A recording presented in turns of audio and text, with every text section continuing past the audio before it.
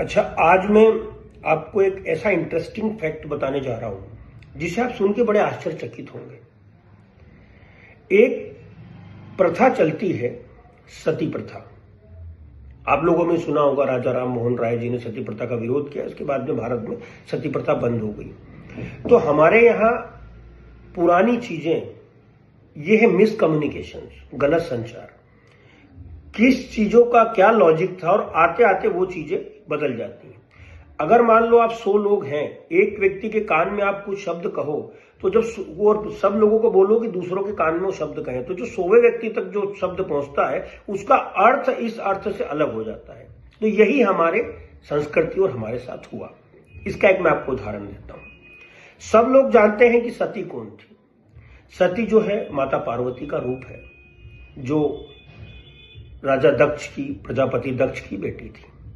अब प्रजापति दक्ष ने पति का अपमान किया था, पति को उस यज्ञ में बुलाया नहीं था और सबको निमंत्रण दिया था।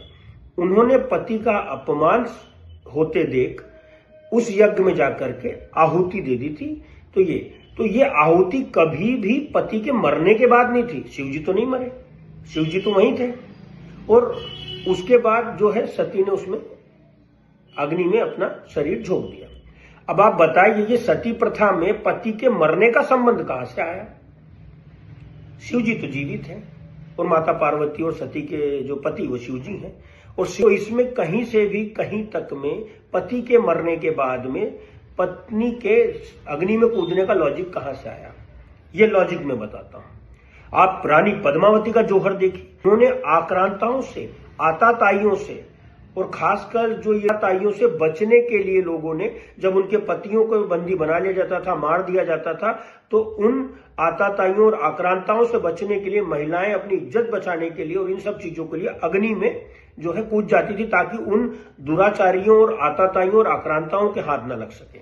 तो ये जोहर कहलाता था। अब आप सोचिए, ये जोहर किसी मजबूरीवश किया गया था। पता नहीं कैसे, किस भ्रम में, किस गलत तरीके से ये कम्युनिकेशन किया गया है कि जो है पति के मर जाने के बाद में पत्नी जो है वो उसकी अग्नि की चिता में लेट जाएगी। आप मुझे एक उदाहरण बताइए, जो ये प्रथा चल के आई है वो सती से आई है। कभी भी ऐसा कृत्य पति की मृत्यु के बाद सती जी ने किया है?